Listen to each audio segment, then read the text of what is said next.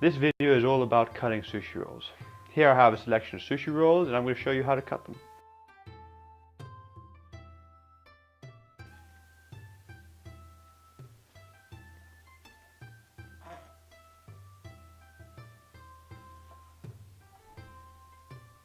Now what we have here is a Shun 8-inch chef knife. Now this is one of the sharpest knives that I have ever owned from factory.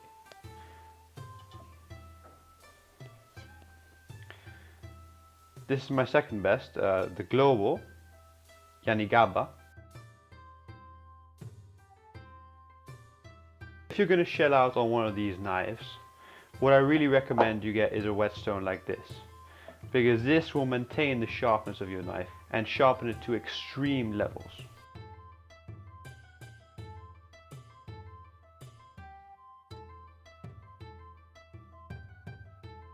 To cut something simple like a maki roll, what you want to use is an extremely sharp knife.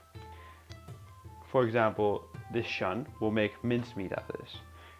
You dip the knife in some water and you want a bead of water just to run down the tip of the blade, and you simply slice through. Always, between cuts, clean off the knife. You simply slice through. Now you want to cut fast. You want to make sure that we go all the way to the board and slice off so that no piece of nori is still attached.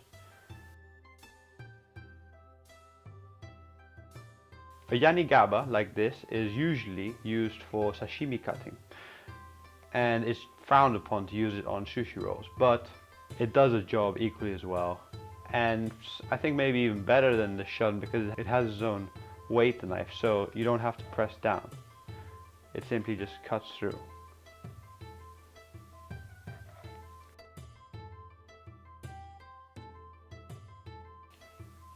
Now, you can cut an inside out roll without cling film over it, but even with the sharpest knife, what happens is the rice just doesn't stay in its place that well, and what you get is a very unclean cut. You see, regardless of whether you have ingredients on top of it, I think you should always have cling film. You simply begin by dipping the blade in water. You just want a drop of water to come across the tip of the blade and come down.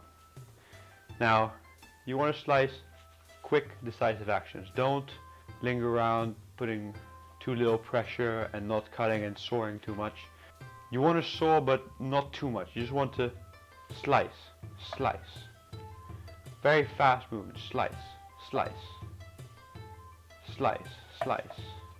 In sushi restaurants, what they do is they cut the roll in half and then the halves into quarters and the quarters into eighths, and that will give you 8 pieces. But I prefer to actually have thinner pieces, so I just start cutting at one end and we'll end up with about 9 to 10 pieces, and I slice off the end pieces because I just want to present the best parts of the sushi roll. I don't like presenting this on a plate because it looks ugly. What sushi chefs do is they press in the sides before they cut it, but it's still not quite as good as it can be.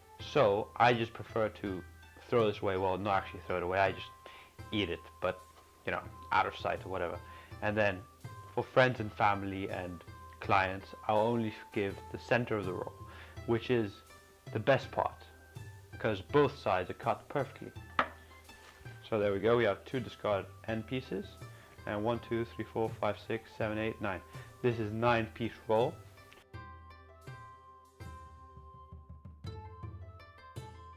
This is why I recommend buying a Shun chef knife. This is a California inside out roll, and look how easy it is to cut through.